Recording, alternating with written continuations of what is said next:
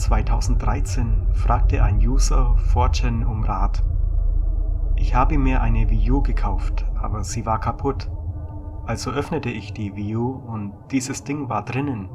Der User schickte mehrere Bilder eines komischen Nestes oder irgendetwas in der Art. Was zur Hölle ist das? Das ist keine Scheiße, was zum Fick? OP öffnete das Nest und zum Vorschein kamen mehrere tote Spinnen.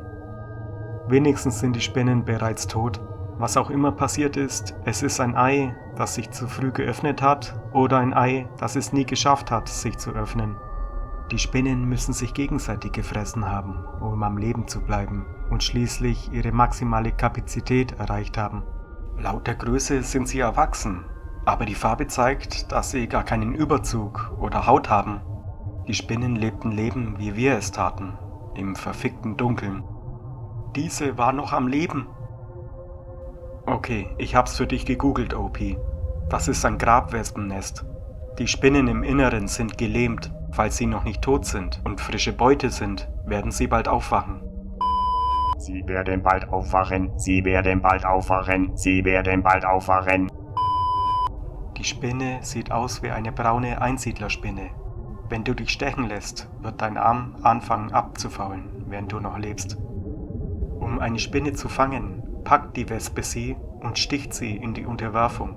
Das Gift des Stachels tötet die Spinne nicht, sondern lähmt und konserviert sie, damit sie in der Nestzelle transportiert und gelagert werden kann, bis sie von der Larve verzehrt wird. Normalerweise legt eine Grabwespe ihr Ei auf den Beutegegenstand und versiegelt ihn dann mit einer Schlammkappe in der Nestzelle. Sie baut dann eine andere Zelle oder ein Nest.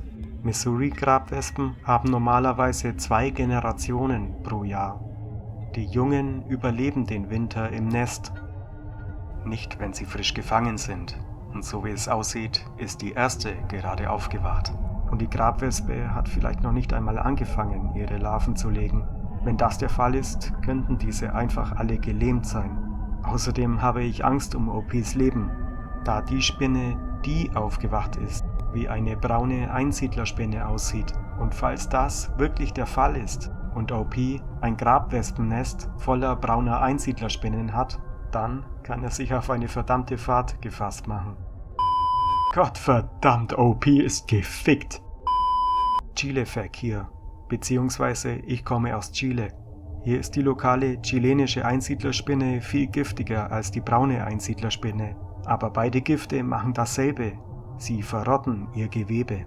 Die schweren Bisse bilden ein nekrotisierendes Geschwür, das Weichgewebe zerstört und dessen Heilung Monate und sehr selten Jahre dauern kann und tiefe Narben hinterlässt. Das beschädigte Gewebe wird gangnerös und schließlich abseits abplatzen.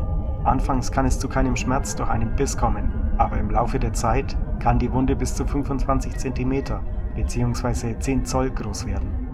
In Extremfällen kann es bis zu 7 Stunden dauern, bis Bisse sichtbare Schäden verursachen. Schwerwiegende systemische Wirkungen können von diesem Zeitpunkt auftreten, da sich das Gift jeglicher Art innerhalb von Minuten im ganzen Körper ausbreitet. Wir kommen gut mit ihnen klar, weil der Tipp ist, sie sind nicht aggressiv, provoziere sie einfach nicht oder töte sie, bevor sie reagieren können. Loxosceles reclusa, zu Deutsch meist braune Einsiedlerspinne. Sie ist eine Art der echten Webspinnen aus Familie der sechsäugigen Sandspinnen. Die Giftspinne ist in den USA vom mittleren Westen bis in den Süden verbreitet. Der Biss ist weitgehend schmerzlos und wird oft gar nicht wahrgenommen. Die Größe der betroffenen Hautfläche ist sehr klein. Innerhalb von 2 bis 8 Stunden werden diese Wunden aber immer schmerzhafter. In den nächsten 12 bis 36 Stunden wird die betroffene Fläche größer und die Schmerzen intensivieren sich. Binnen Tagen bis zu einer Woche kann es rund um die Bisswunde zu einer Nekrose kommen. Selten folgt eine Sepsis. Weitere körperliche Symptome nach einem Biss sind Kopfschmerzen, Übelkeit, Erbrechen, Muskelschmerzen. Auch Todesfälle kommen vor. Danke. Ich glaube nicht, dass der Thread das Ausmaß der Situation hier versteht. OP hat gerade ein Wespennest geöffnet. Ein Wespennest voller giftiger Spinnen. Giftige Spinnen, die deine Haut und dein Fleisch verrotten lassen, wenn sie dich beißen. Sie haben vielleicht nicht einmal Wespenlarven in sich. In diesem Fall sind sie gelähmt und warten nur darauf, geweckt zu werden. Am 6. Februar 1996 stürzte Virgin Air Flug 301, ein 757er Jet, der von Puerto Plata von der Dominikanischen Republik aus startete, in den Atlantik. Alle 13 Besatzungsmitglieder und 176 Passagiere kamen ums Leben.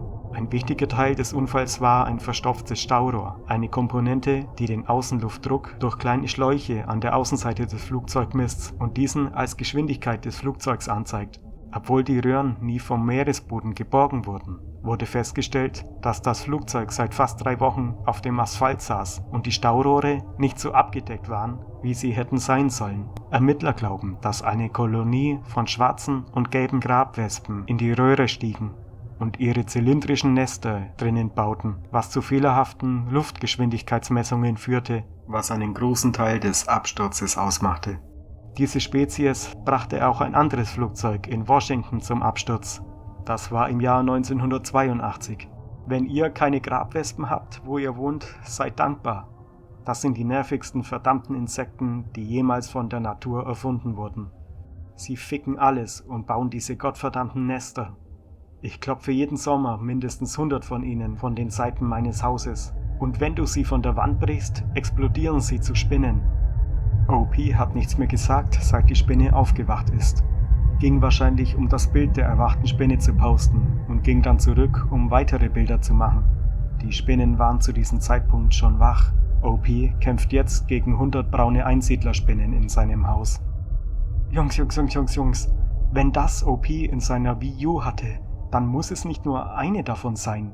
Was ist, wenn ein Angestellter eine davon in die Wii U von jedermann in den Laden gelegt hat, zu dem OP gegangen ist? Niemand weiß, wo um alles in der Welt OP wohnt, aber du könntest direkt neben ihm wohnen und eine Wii U im selben Laden kaufen. Stell dir nur vor, du könntest dir eine Wii U kaufen mit einem derselben Dinge im Inneren. Na dann, frohe Weihnachten, 4chan.